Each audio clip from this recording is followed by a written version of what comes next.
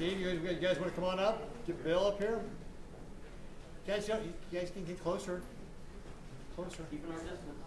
All right. Where's George? Where's Bill? Bill's on his way down. Oh, I see Bill. Okay, very good. All right. Good morning, everybody. Thank you very much for joining us for our May is Beef Month proclamation. We are joined today by Director Steve Wellman, who is the Director for the Department of Agriculture, as well as Bill Ray, who is the President of the Nebraska Cattlemen, and George Cookley, who is the Chairman of the Nebraska Beef Council. And every month, or every year in the month of May, we proclaim May as Beef Month. And we do that to highlight our state's #1 industry. Agriculture, as you know, is our state's overall biggest industry and accounts for about 20% of our overall state's economy. And about 1 in 4 jobs in Nebraska is tied back to agriculture. And beef is the largest part of that. In fact, beef is about half of all of our agricultural ag-receipts here in the state of Nebraska, a little bit over. So the beef industry is clearly our #1 industry here in the state of Nebraska. And we always sign this beef proclamation to be able to help promote our state's #1 industry. We are the #1 state for commercial red meat slaughter. We're the #2 state for cattle on feed. We're the #2 state for cattle and calves. And even though our exports were off slightly in 2020, down about 4%, we were the #2 beef exporting state in the country. And in fact, if you look at some places like the European Union, Nebraska is the #1 beef supplier to the European Union, with 62.6% of all the beef that is coming from the United States going to the European Union coming from Nebraska. Isn't that great? That's worth a round of applause, right? Good stuff. So we want to continue to highlight the great work that beef does, creating all sorts of jobs here. Now, it's also especially important that we highlight what beef does for our state with all the attacks that have been coming from the radical environmentalists to Bill Gates on the beef industry. You know, Bill Gates suggested that we start growing beef in a petri dish and eating it that way. You certainly see the radical environmentalists trying to get people to eat less beef. We had Colorado declare like it was a meatless Tuesday or something like that, which is why we declared March 20th meat on the menu day, to be able to help promote the nutritional value of beef. Think about it. You can get more protein from 3 ounces of beef than you can get in 3 cups of quinoa. Who wants to eat 3 cups of quinoa anyway? There's not really anything you're going to find that is more nutritionally dense than beef to be able to consume. It's part of a nutritional, healthy diet. That's part of the message that we have to get out to people, is let people know how important beef is to an overall healthy diet. It's very important. And then also, when people start talking about, oh, we should cut back on beef or get rid of the beef industry, what they don't understand is that our farmers and ranchers were the original conservationists. They wanted to pass on the land and their animals to the next generation, so they took care of both. In fact, U.S. News & World Report ranked Nebraska the 6th best state overall for the environment, while the president's home state of Delaware is the 6th worst state as far as an overall environment.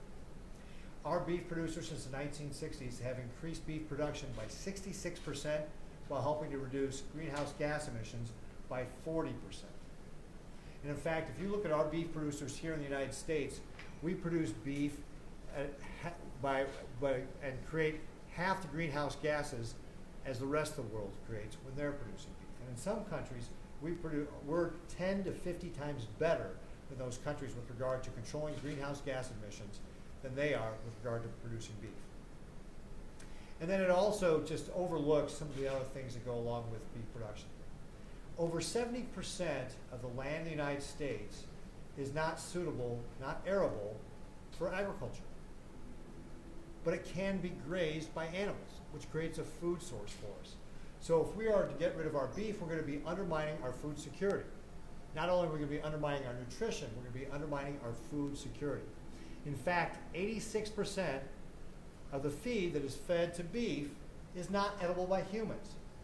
So if you're going to take away that food source, we're not going to be able to feed a growing world.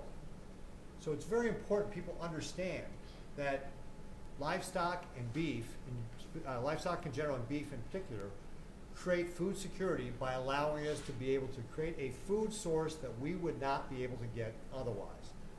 So it's a very important point to make there. And then, of course, finally, if you do away with the beef industry, you're going to be devastating Nebraska. We just talked about how beef is our #1 industry here. It would be a huge impact on our small towns and rural communities to have that impact on our state's #1 industry.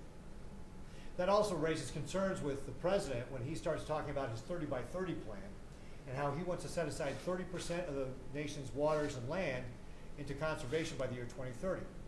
Well, here in Nebraska, 97% of our land is privately owned. What's he going to do? Is he going to confiscate land here in Nebraska for his plan? That would also have a devastating impact on our small towns and rural communities. And again, if you look at what we've done here in Nebraska with regard to conservation, we have been able to have that 6th best environment that I told you about already, but also we're the state with the most irrigated acres of any state in the country. And while we're irrigating all those acres to be able to grow food to feed a growing world, we have also kept our aquifer here in Nebraska within 1 foot of where it was in the 1950s through smart water conservation and regulation. And that was all without the federal government telling us what to do.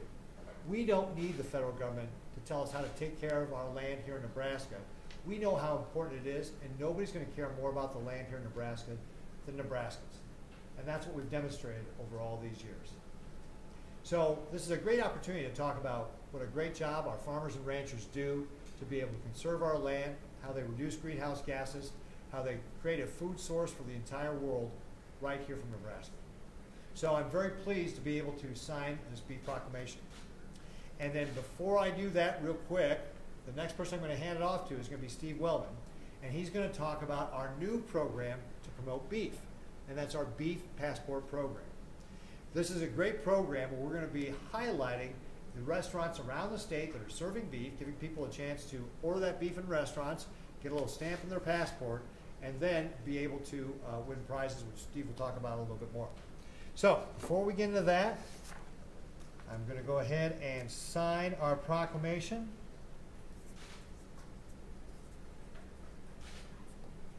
We are officially proclaimed as May as Beef Month here in the state of Nebraska. And with that, Steve, I'm going to ask you to come up and talk a little bit about what we're doing here in the state of Nebraska with the Beef Passport program. Well, thank you, Governor. Good morning, everyone, and happy Beef Month. When I walk from my office to the state capitol, I walk through Centennial Mall. And on the south side of L Street, inlaid next to the sidewalk, are the words, "Nebraska agriculture feeds the world." Beef is one of the biggest reasons that Nebraska agriculture feeds the world. Nebraska's farmers, ranchers, and feeders certainly are and truly leaders in producing high-quality, nutritious beef for us and for everyone around the globe. We're blessed with a wonderful combination of family farms, ranches, and natural resources that can't be matched by other states that are producing beef. The combination of the grains and the ethanol that we produce here with those natural resources really give Nebraska an advantage in producing and raising high-quality, nutritious beef. Nebraska cattle producers lead the nation year after year because of the work that the farmers and ranchers do and the feeders and all those businesses that support all of their work. Since 2015, Nebraska's farmers and ranchers and feeders have added about 500,000 head of cattle to our operations here in Nebraska. Even though it's a foundation of Nebraska, it's still a growing industry here in the state. And we love to have continuous growth and improvement. Another area of improvement is just in the efficiencies of the beef production. Compared to 1977, the cattlemen produce the same amount of meat with 33% fewer animals. Again, since 1977, Nebraska produces the same amount of beef compared with 33% fewer animals. So along with that improvement in there, with the efficiency, we've also improved the consistency and the quality of the beef produced. We set a record in 2021 here with 85% of the beef reaching choice or prime grades. That means every time you take a bite of that steak, you get a juicy, tender experience, and it really is an experience, a dining experience that you'll want to come back to time after time. So we appreciate the continuous improvement in the efficiency, but also in the quality and the consistency. And I know we're here to talk about eating beef and talking about the Nebraska passports, and I'm sure George and Bill will add to what I have to say. But I want to point out a couple of other things too that beef produces for us. That's not a meat or a product that we eat, but byproducts that sustain our life. Renewable fuels that clean our air. Pharmaceuticals and medicines that enhance our lives through treating burns, respiratory issues, and allergies. So beef is not only nutritious, it leads to a healthy life through our nutrition, but it leads to a healthy, active life through the other byproducts that the beef produces. So in the end, when we talk about May as Beef Month, we certainly want to thank our beef producers and our cattlemen and the feedlot owners and the businesses that support them. They add value to Nebraska throughout every stage that it goes through, rural tax base, grows our economy. So thank you to the Nebraska farmers and ranchers. We appreciate everything you do, the daily care, and the dedication you have to raising livestock. And with that, I'll turn it over to George Cookley, Chairman of the Nebraska Beef Council. Thank you, Director. First of all, I'm part of a multi-generational ranching operation in the Sandhills of Nebraska. I'm the fourth generation, as you've touched on. The fifth and sixth generations are on the ranch with us today. These are things that we hold dear. I do want to compliment the Governor and Director Wellman. The facts and figures that you laid out in front of us, you without the crib sheets that I need, I think speak well to what we do as a state and as an industry. Mine is very short and sweet. I think everything has really been covered. As we celebrate Beef Month, it's important for consumers to know that beef is an authentic source of high-quality protein and essential nutrients. Animal proteins like beef are among the most nutrient-dense, complete protein sources available, and farmers and ranchers are committed to producing high-quality protein in the most sustainable way possible. In fact, the U.S. is a leader in sustainable beef production and the lowest emission intensity in the world. We are good at what we do, and we continue to get better, and I think that's the key that you want to take out of this. This isn't something as static as Bill will get into. This is something that we continue to work forward. And some numbers that I think are important that haven't been touched on yet is if all livestock in the U.S. were eliminated and every American followed a vegan diet, greenhouse gas emissions would only be reduced by 2.6%, or 0.36 globally. In the face of growing global population, the need for ruminant animals, which we talked about, their ability to utilize things that we can't as humans, make beef cattle more protein for less.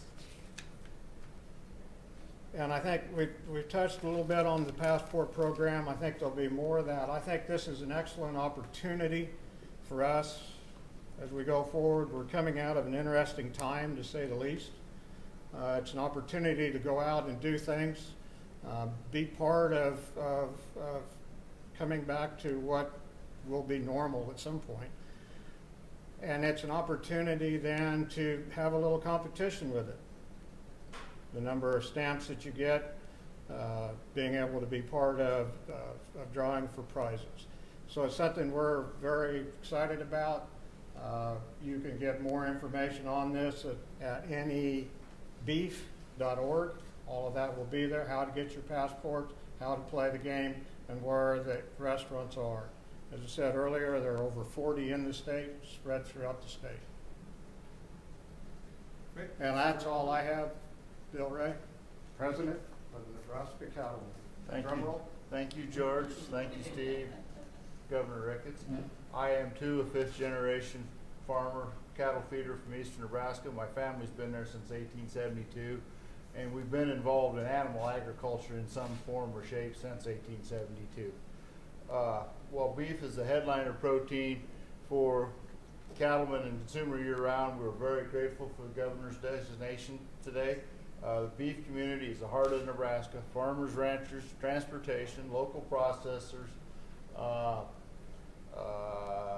processing plants and their employees, grocery stores, restaurant workers, and the consumer. We need each one of these parts of the industry to be successful.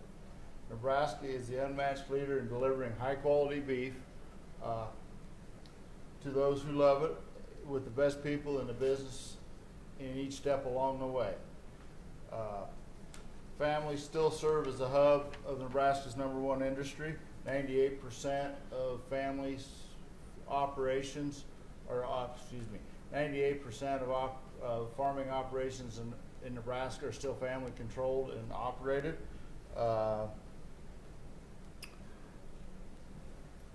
You know, as George and I have said, farms and ranches across the state of Nebraska are multi-generational. I've got my son is 6th generation. He's getting involved in the sustainability. He's spreading manure for a living. So there's lots of ways people can be involved in the industry. Cattlemen and women take great pride in the way they care for the animals and the environment, with a long-standing commitment to sustainability, providing families with the highest quality and safest quality beef possible. Beef farmers and ranchers that means using modern technology under optimal environmental conditions. For consumer, it means knowing that beef they buy along the way is wholesome and high quality. With that, thank you, Governor.